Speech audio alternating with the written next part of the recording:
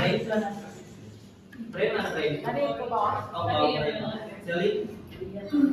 Terus Cheryl. Clint. Terus Jason. Ben. Lalu Kayla. Pegang kaki, lengan pegang tangan. Tangkap itu tangkap barang yang ada di tangan teman kalian. Paham? Paham? Tapi berlawanan. Pertama tangga itu pegang kaki. Satu. Ini ya. Tangan kalian pegang barang kalian. Pegang tangan kalian. Terus tangan kiri. Masih malah tangga. Lengan. Tangga. Lengan. Tangkap. Di rumah kalian sumber makanan kalian hanya ada tomat. Nah, tomat. Apa? Di rumah kalian aja. Enggak ada rumah. Ayo Bapak, yang kalian kelaparan gak ada nasi di rumah. dia. Di rumah aja maksudnya sumber makanan di rumah.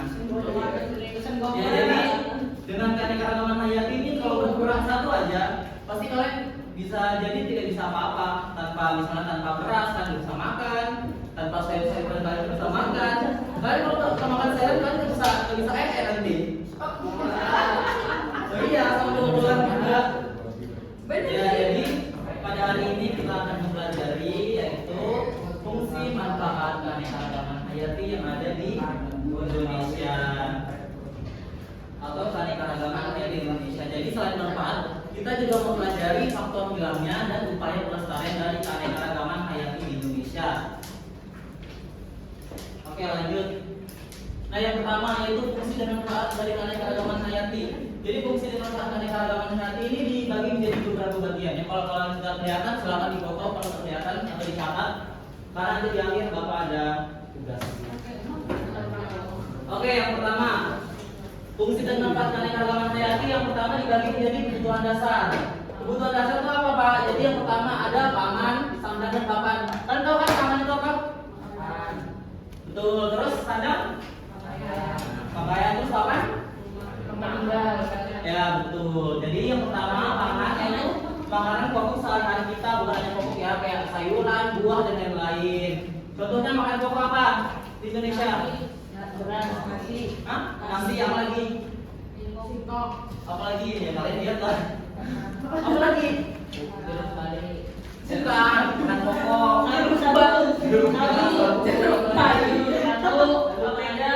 Jagung. Ya di orang timur kan di orang timur sukanya makan jagung. Terus kalau di Jawa sukanya orang makan singkong. Kalau di Kalimantan apa? Sukanya nasi. Ya betul ya. Kalau di gambar pertama ini kan ada siapa? Ini apa? Ungu. Apa? Salah. Itu kalian bentuknya bisa juga. Nah ini juga ada hewan serangga namanya kutu karmin. Jadi kutu karmin ini biasanya digunakan untuk warna merah. Nah, warna lipstik warna merah, merah itu dari hewan ini.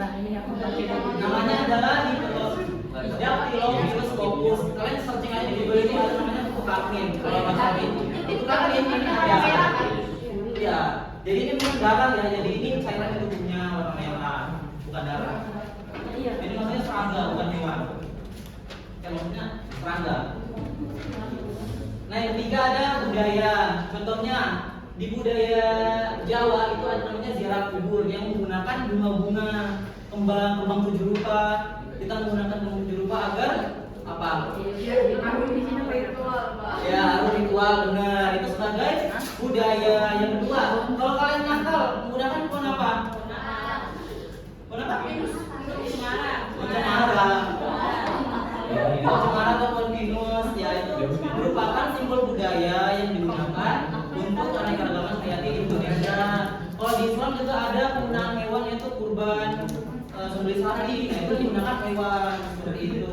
Kalau di Bali ada upacara ngabeng yang menggunakan rempah-rempah, berbagai macam rempah, agar ada tujuannya nilai budaya dan sebagai pengharum seperti itu. Nah yang terakhir ini ada kelas pradupa. Jadi kelas pradupa adalah seluruh kekayaan genetik yang ada dimiliki seluruh tumbuhan dan hewan. Nah, jadi plasma gempa ini bersifat fleksibel, bisa masuk ke bidang kesehatan, bisa masuk ke bidang industri, bisa masuk ke bidang budaya, bahkan bisa masuk ke di bidang kebutuhan dasar. Contohnya di Kalimantan kita disuka menggunakan kayu ulin kan?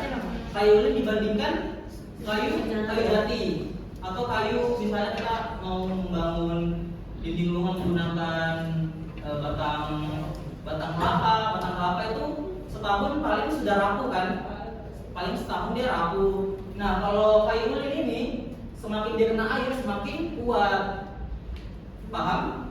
Jadi dari genetiknya orang-orang lebih memilih ulin karena dari genetiknya dia sudah kokoh dibandingkan tumbuhan-tumbuhan lain. Nah kalau tumbuhan sama buah-buahan juga contohnya seperti ada berbagai macam buah, misalnya buah mangga. Mangga ada mangga kueni, ada mangga apa lagi?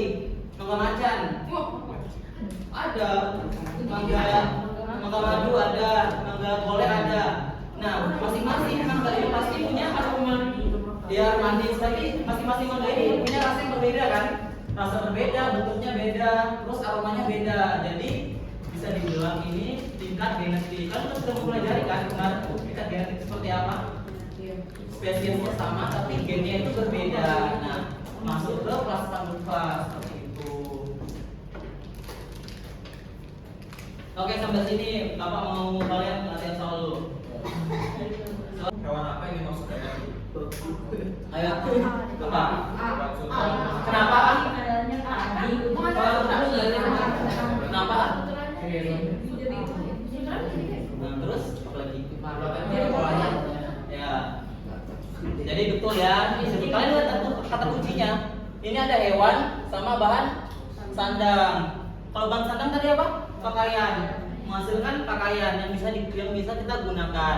Nah, bagian A kalian ulat. Ulat itu termasuk hewan. Yang sandangnya itu menghasilkan sutra. Kalau B kenapa salah?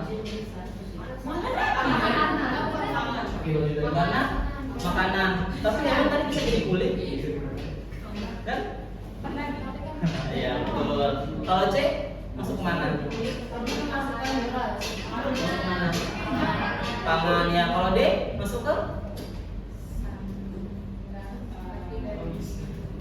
Masuk mana kalau D? Ya, ya papan. Jadi ini yang baju ini sebagai pengecu kalian. Jadi betul ya untuk bambu itu untuk bahan papan. Ada yang ditanyakan? Sebelum Bapak lanjut? Duduk dulu.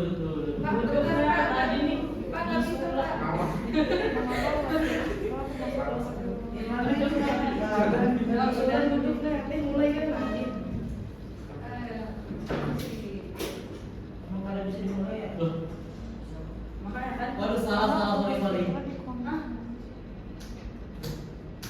Beda ya tadi kodenya? Oh, ikuti kode ini guys, salah guys, sorry. Wah. Ulang mulai. Keluar dulu, keluar. Kalian udah mulai kah? Udah. Silahkan dikerjakan. Woi.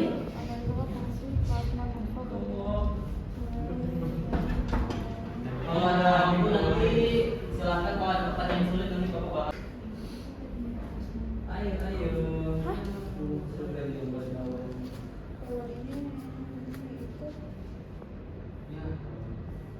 Ayo Selin,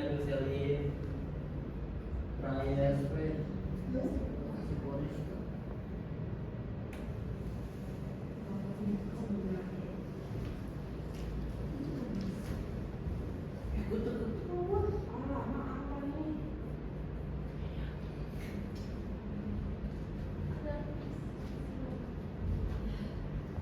Oke, juara satu dipegang oleh Flynn.